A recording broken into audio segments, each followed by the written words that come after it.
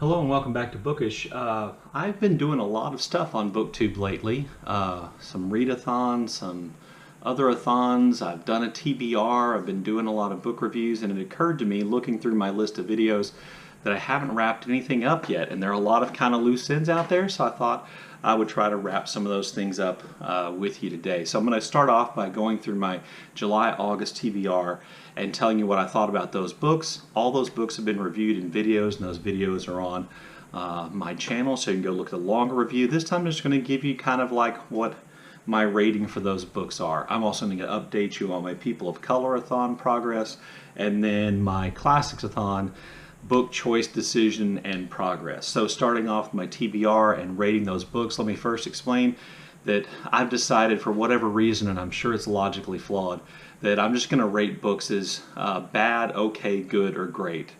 A bad book, I think, speaks for itself. An okay book might be a book that has some things about it that are really good, but a book I just didn't like or for some reason didn't think worked. A good book would be a book that I obviously enjoyed and thought was good, but there might be a few problems I had with it. And then a great book would be one which, I just found to be, in my opinion, almost flawless. A book that I really enjoyed and I really thought was really well done. So that's what I'm going to go with. So working my way through my TBR, and I just have a stack of those TBR books here. One of the first books I read was Last Stories by William Trevor, a collection of 10 short stories written by the late, great short story writer, the late William Trevor. And I would rate this as a good book. This isn't where I'd start with William Trevor. I'm not sure these are his best works, but if you're a William Trevor fan, you definitely should read this. I also read Little Fires Everywhere by Celeste Ng, which I also rate as a good book. I had some issues with what I think some places where she kind of overdid issues involving adoption by families of one race, of children of other race. I just thought that was a little heavy-handed, but I was really impressed by her ability to craft a story and draw people in and create good characters. I don't think all of her characters were really fleshed out, but there are a lot of characters in the book. But I really thought this was a good book as well. I also read The Only Story by Julian Barnes. I'm a big Julian Barnes fan, and I read this book, and I would rate this book as good also. I'm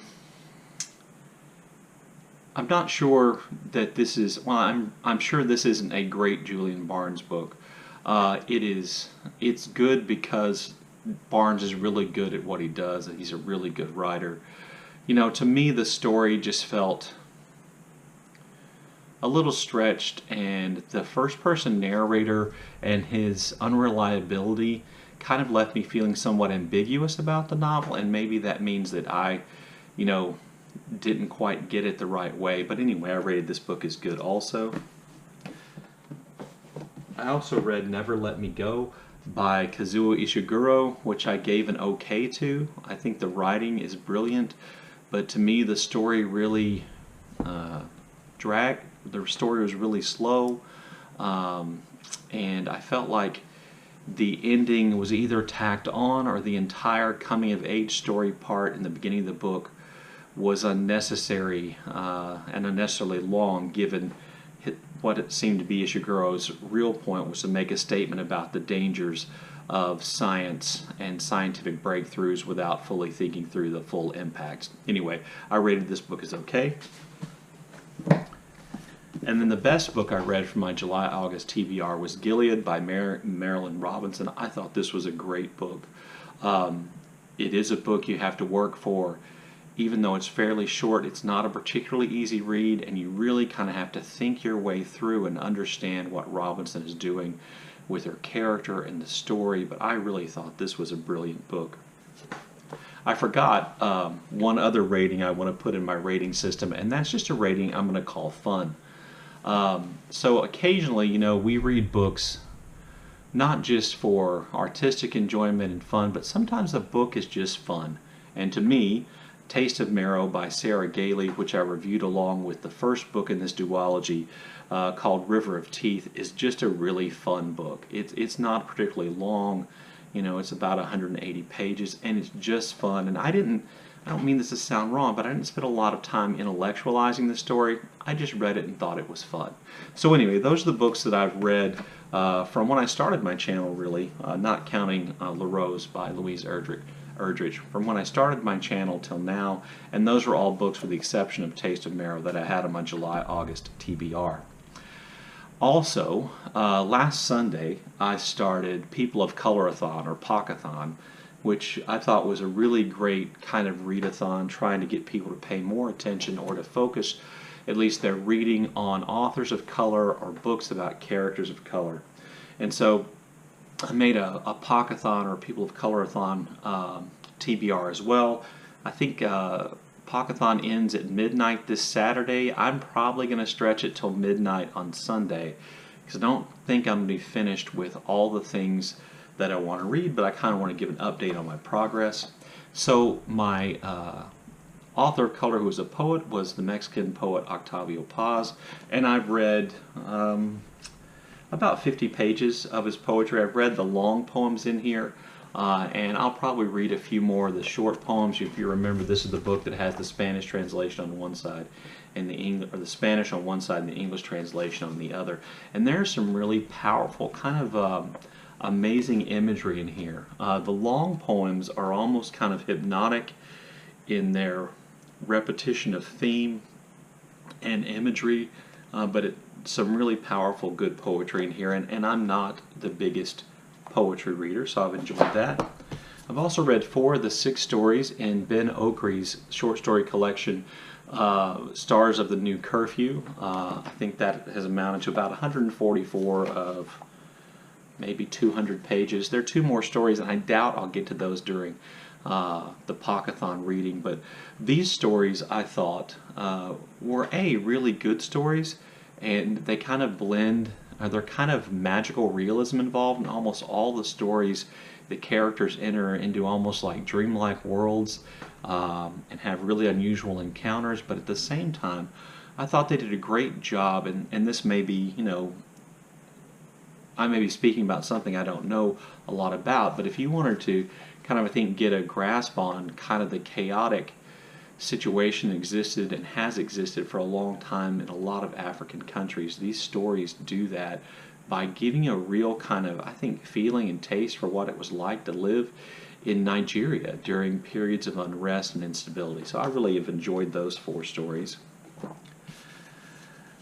I also started reading Theyre by Tommy Orange. I'm about halfway through, and I'm really enjoying this. I'm looking forward to seeing how Orange pulls all the threads of his story together and gets all those characters together to some kind of a resolution. It's always possible. There is no clear resolution, but I'm really enjoying the stories, and I do think it provides kind of a valuable insight into the Native American experience outside of kind of the rural reservation experience. I really have found that interesting, and as you know, I'm a big fan of Louise Erdrich, who writes oftentimes about the Native American experience in modern times on and around reservations, and so I've really kind of enjoyed this as a counterpoint. I think this is a good book.